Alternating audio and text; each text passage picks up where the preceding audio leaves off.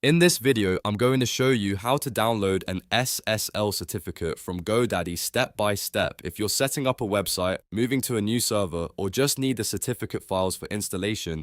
This guide will walk you through the process in a quick and simple way. And if this tutorial helps you out, make sure to hit like and subscribe for more easy how-to videos just like this. First, go to GoDaddy in your web browser and sign in to your account. Make sure you're using the same account that owns the SSL certificate you want to download.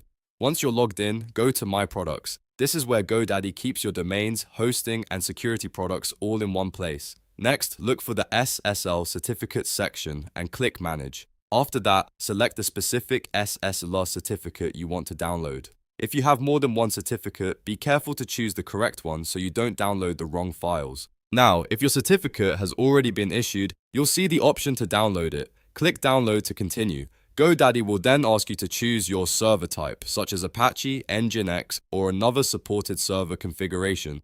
This step matters because the certificate files need to match the server you're installing them on. After selecting the correct server type, click Download Zip.